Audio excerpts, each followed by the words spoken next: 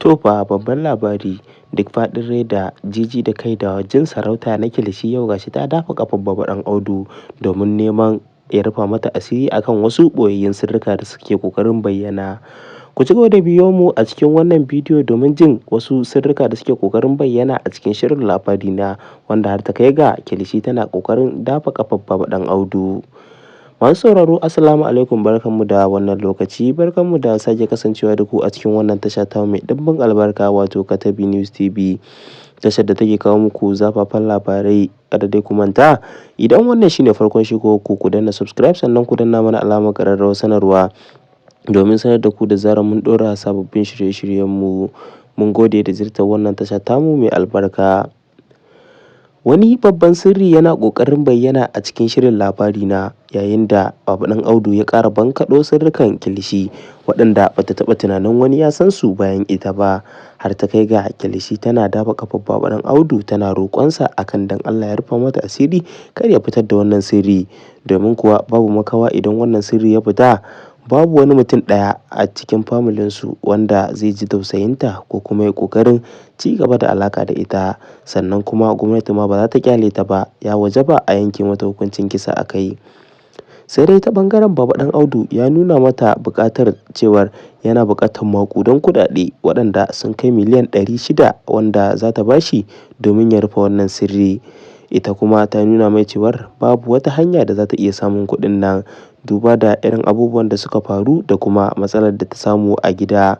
Dama a wajen mai martaba za ta karɓi kuɗin, to kuma ga matsalar da take faruwa tsakaninsu da mai martaba.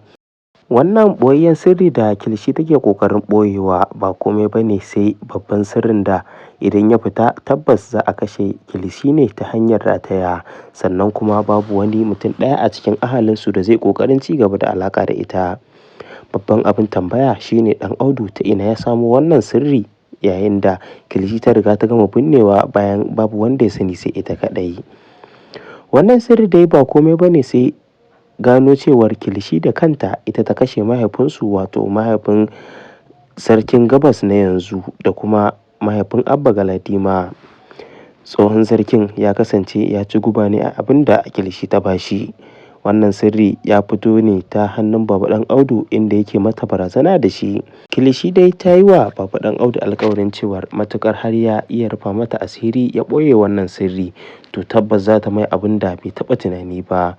Sakamakon a halin yanzu ta riga ta bashi takardun gidaje manya-manya guda 25 yayin da ta ce za ta ƙara mai da miliyan 300 shine iya abin da ta mallaka kuma yake hannunta.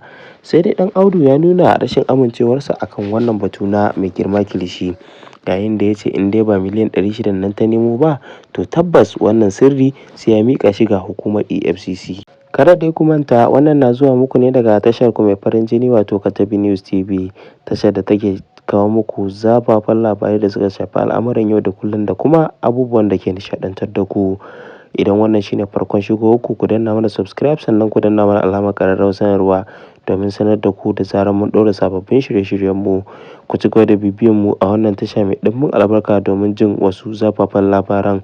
Mun gode da ziyartar wannan tasha tamu mai ɗimbin albarka. Ku ci gaba da bibiyan mu domin nishaɗantuwa da faɗakarwa da kuma wa'azantuwa da kuma jin abubuwan da ke faruwa a rayuwa.